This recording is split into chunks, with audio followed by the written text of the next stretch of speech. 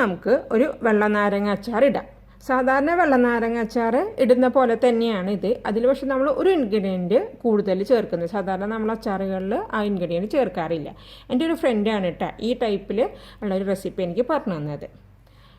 ഇവിടെ ഞാൻ ചെറുനാരങ്ങ എടുത്തിട്ടുണ്ട്. നമുക്ക് ഇവിടെ കിട്ടുന്ന ചെറുനാരങ്ങ ഇതുപോലത്തെ ചെറുനാരങ്ങ കിട്ടുന്നുണ്ട്. ഇത്തിരി സ്പോഞ്ചി ആയിട്ടുള്ള ടൈപ്പ് ചെറുനാരങ്ങയാണ് ഇത്. നമ്മുടെ നാട്ടിലെ ചെറുനാരങ്ങ പോലെയല്ല കേട്ടോ. ഇതിന് അത്ര പുളിയില്ല, പിന്നെ ഒരു ഇത്തിരി മധുര ഉള്ള ഒരു ടൈപ്പാണ്. നമ്മുടെ വടുകപ്പുള്ളിയുടെയൊക്കെ വേറൊരു ടൈപ്പ് എന്ന് വേണമെന്നുണ്ടെങ്കിൽ പറയും. അപ്പോൾ അങ്ങനെയുള്ള ചെറുനാരങ്ങ ഞാൻ എടുത്തിട്ട് കഴുകി അതിൻ്റെ വെള്ളമൊക്കെ തുടച്ച് വെച്ചിട്ടുണ്ട്. ഇനി നമുക്കിതിൻ്റെ തൊലി മാറ്റി എടുക്കണം. കാരണം ഇതിൻ്റെ തൊലി കൂടി ചേർത്ത് നമ്മൾ അച്ചാർ ഇട്ട് കഴിഞ്ഞ് കഴിഞ്ഞാൽ ഇത് അച്ചാർ കയ്പ്പ് രസം വരും. കയ്പ്പ് രസം കൂടുതലായിരിക്കും. അപ്പോൾ അതുകൊണ്ട് നമ്മൾ ഈ ഒരു നാരങ്ങയുടെ എല്ലാം തൊലി ഇതുപോലെ നമ്മൾ മുറിച്ച് മാറ്റി വെക്കാം.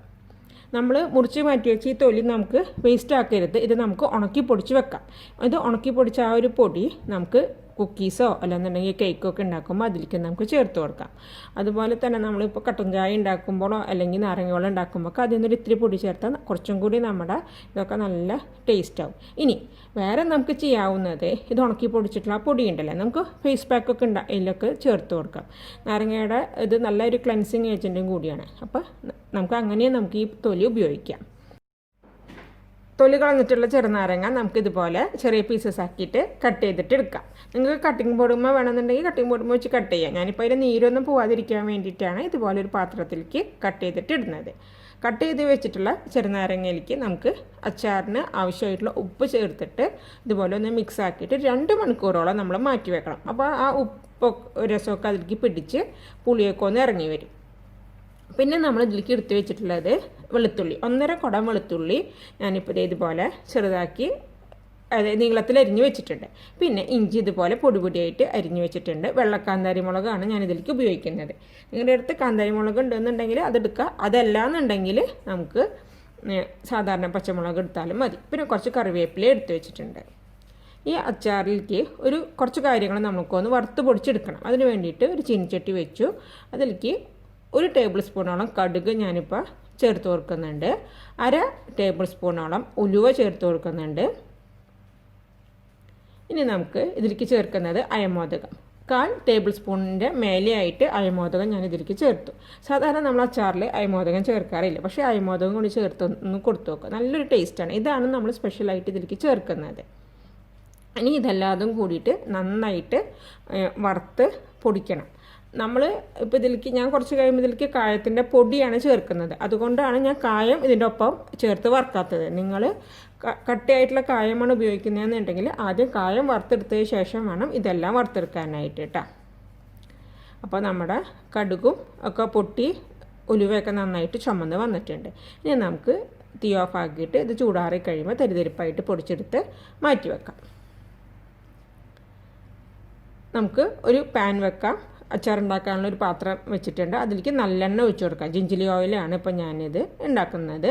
പിന്നെ നമുക്ക് ഇതിലേക്ക് കുറച്ച് കടുക് ഇട്ട് കൊടുക്കാം.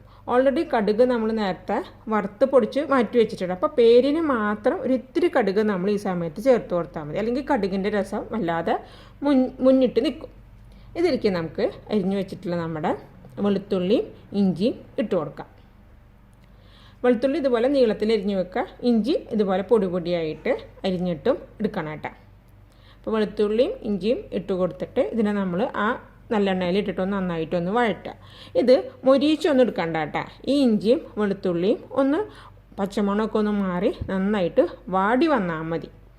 അതുപോലെ ഞാൻ പറഞ്ഞില്ലേ നിങ്ങളുടെ അടുത്ത് കായത്തിൻ്റെ കാര്യം, അങ്ങനെ ആദ്യം നിങ്ങൾക്ക് വേണമെന്നുണ്ടെങ്കിൽ ഈ വെളുത്തുള്ളിയും പച്ചമുളകും ഇട്ട് കൊടുക്കണ മുമ്പ് കായം വറുത്തിട്ട് അത് മറ്റേ കൂട്ടത്തിൽ ഇട്ട് പൊടിച്ചെടുത്താലും മതി. ഞാനപ്പോൾ പച്ചമുളക് കൂടി ഇട്ട് കൊടുത്തിട്ട് ഒന്നും കൂടി ആ പച്ചമുളകിൻ്റെ ഒക്കെ ഒന്ന് പച്ചമണം മാറുന്നവരെ ഒന്ന് നന്നായിട്ടൊന്ന് വഴറ്റുന്നുണ്ട്. നമുക്കിനി കറിവേപ്പില ചേർത്ത് കൊടുക്കാം. അപ്പോൾ നമ്മൾ കറിവേപ്പിലയും കൂടി ചേർത്ത് ഒന്ന് നന്നായിട്ടൊന്ന് വഴറ്റി എടുത്തിട്ടുണ്ട്. ഇതിലേക്ക് നമുക്ക് പൊടിച്ചു വെച്ചിട്ടുള്ള നമ്മുടെ പൊടികൾ, കടുകും ഉലുവയും അയമോദകവും ചേർത്ത് പൊടിച്ചതും പിന്നെ കായത്തിൻ്റെ പൊടി വേണ്ട. ഞാൻ ഇപ്പോൾ കായത്തിൻ്റെ പൊടിയാണ് ഇതിലേക്ക് ചേർത്ത് കൊടുത്തത്. പിന്നെ കായത്തിൻ്റെ പൊടി ഒരു പേരിന് മതിയിട്ട ഈ ഇതിലേക്ക്, കാരണം ഇതിൽ എപ്പോഴും ആ കടുകിൻ്റെയും അയമോദകത്തിൻ്റെ ഒക്കെ ടേസ്റ്റാണ് മുന്നിട്ട് നിൽക്കേണ്ടത്.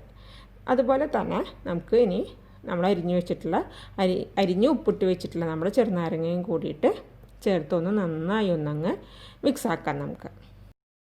ഈ സമയത്ത് നമുക്കിതിൻ്റെ എരിവും ഉപ്പൊക്കെ ഒന്ന് നോക്കാം. എരിവ് വേണമെന്നുണ്ടെങ്കിൽ പച്ചമുളക് നമുക്ക് നെടുകെ കീറി ഇട്ട് കൊടുക്കാം, ഉപ്പിട്ട് കൊടുക്കാം. പിന്നെ ഇതിലേക്ക് 2 ടേബിൾ സ്പൂണോളം ശർക്കരയും കൂടി നമ്മൾ ചേർത്ത് കൊടുത്തിട്ട് നമ്മൾ തീ ഒന്ന് കൂട്ടിയിട്ടിട്ട് നമ്മൾ ഈ ഒന്ന് വേവിച്ചെടുക്കണം. ഈ ഒരു നാരങ്ങ നമ്മൾ നാട്ടിലെ ചെറുനാരങ്ങ വെച്ചിട്ടാണ് ഇത് ചെയ്യുന്നതെന്നുണ്ടെങ്കിൽ ആദ്യം നമ്മളൊന്ന് ആവി കയറ്റിയതിന് ശേഷം ചെറുതാക്കി കട്ട് ചെയ്തിട്ട് എടുത്തിട്ട് ഇതുപോലെ ചെയ്താൽ മതി. അപ്പോൾ ആവി കയറ്റിയെടുത്ത ചെറുനാരങ്ങയാണെങ്കിൽ പിന്നെ നമ്മൾ വേവിക്കേണ്ട ആവശ്യമില്ല. ഇതൊക്കെ ഒന്ന് കൂട്ടി അങ്ങ് മിക്സാക്കി ഒന്ന് ചൂട് കയറി കഴിഞ്ഞ് നമുക്ക് ഓഫാക്കാം. നമ്മളിപ്പോൾ ഈ ചെറുനാരങ്ങ ഉപയോഗിച്ചത് കൊണ്ടാണ് നമ്മൾ ഇത് ഒന്ന് വേവാനായിട്ട് നമ്മളൊന്ന് വെയിറ്റ് ചെയ്യുന്നത്. കണ്ട, അപ്പോൾ ഒന്ന് നന്നായിട്ട് ഒന്ന് തിളച്ച് വന്നപ്പോൾ നമ്മുടെ അതിൽ നിന്ന് നീരൊക്കെ പുറത്തേക്ക് വന്നു, ഒക്കെ ഒന്ന് നന്നായിട്ട് പാകമായിട്ടുണ്ട്. അപ്പം നമുക്കിനി തീ ഓഫാക്കാം.